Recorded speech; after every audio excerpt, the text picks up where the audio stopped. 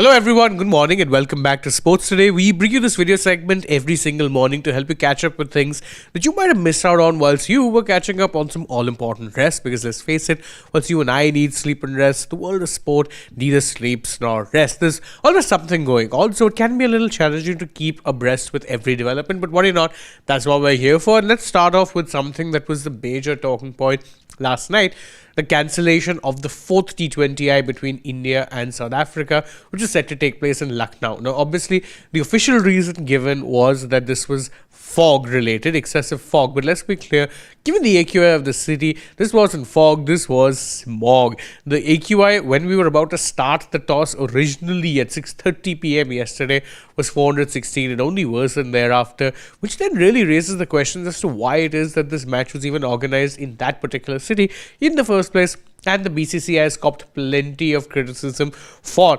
actually holding the match and then actually trying to ensure that the match goes ahead in the first place. In fact, it was said that the fans on social media said that the BCCI should have some shame. Others questioned the scheduling. More others said that this is just an indication that the BCCI aren't taking this seriously at all. They're not looking at the fogs or the smog or the pollution issues, and they're seemingly organizing matches on a whim or a fancy. And in fact, if you look at how it is that the rotational system that works for putting in venues for India games, there is a rotational policy. But if you look at the New Zealand series, there's more games which are happening in the southern parts of the nation, which would have probably made more sense to be keeping them over there now, considering fog and smog aren't really much issues down south. It is only in the north that these issues exist in the first place. So perhaps come January, may have been more wise to hold matches here.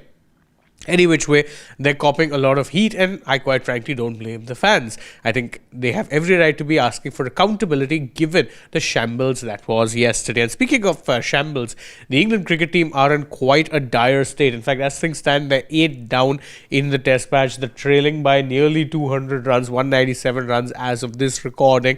And it does look like they're hurtling towards yet another defeat. In fact, at this point in time, I won't rule out a 5-0 if they continue showing such kind of form.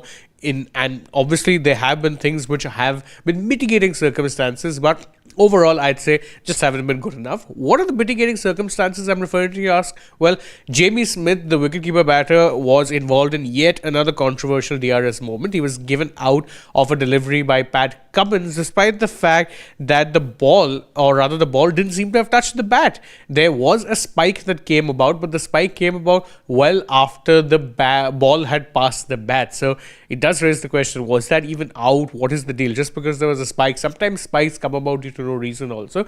And given what happened with Alex Carey, it just makes sense to be a little wary of the DRS decisions that are being taken in this test. In fact, so wary and so clearly wrong did they get it in the Alex Carey situation that the ICC basically reinstated England's review, which they had lost out on during that first innings. In fact, because it was given as a wrong review, then they had ended up losing that review. That's just the way it works. But because the review was actually a right decision and it was the technology's fault, England were given that review back. And meanwhile, we're talking about England here a lot, but special shout out to Nathan Lyon. Why? Because he has now become the 6th highest wicket taker in Test match cricket for Australia in their history. And in fact, he surpassed Glenn McGrath, which really just shows you how high his standing is when it comes to Australia in this era. Don't forget, he's got a lot of wickets in Australia where you don't often get spin-friendly conditions. So he's gotten a lot of those wickets in Australia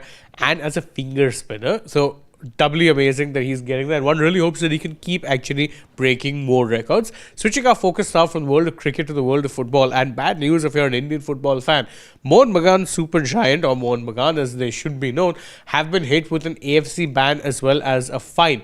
The fine is worth about 91 lakh rupees, and the ban, well, it's for 2 years. Why? Because they pulled out of a tie that was taking place in Iran. Now, it is worth noting that Mohun Bagan had done exactly the same thing a year prior, but at that point in time, they were given a leeway because it was seen as extenuating circumstances. This time around, a lot of teams did in fact travel to Iran, so there was it felt, or the AFC was left in a situation where they felt that there was no real reason for them skipping out on that match in the first place, and therefore they've been hit with a 2-match or 2-season ban. When that ban comes into effect is your as good a guess, given that you need to be playing domestic football, and it's your domestic football finishing position on the league table that determines if you qualify or not. And well, there's no league actually going on, so that just becomes a separate issue altogether.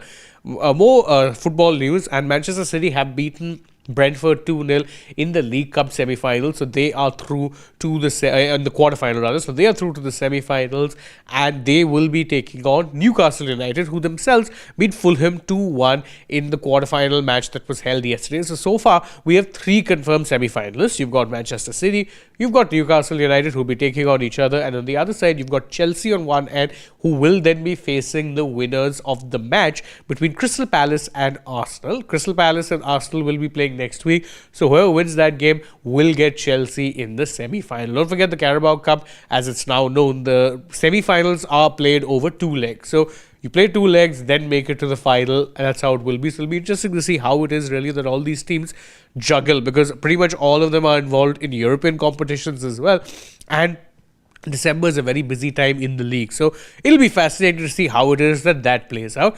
Couple more bits of news before we call it quit. The Indian men's doubles pair of Satvik Sairaj, Ranki Reddy and Chirag Shetty, they made a winning start to their BWF World Tour Finals campaign. They beat the Chinese pair of Chang Wang and Wei King Liang, which was a good way to start considering they've been placed in what is seen as the tougher of the 2 groups, the group of death, if I may. So the fact that they've won their first game gives them some leeway and some room for error. Their second game is going to be taking place later today, so we'll cover that one as well and see how it is that it goes. And ending with the news that's not quite as positive, but one that reflects the grim reality of sport in India.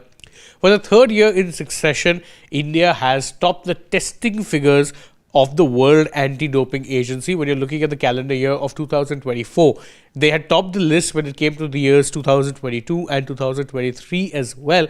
And 2024, they continue to top the list as far as the doping menace is concerned. It just goes to show you that the menace is very real, and sad to say, despite whatever efforts are being made, it's going absolutely nowhere, and it's something that really needs to be checked out.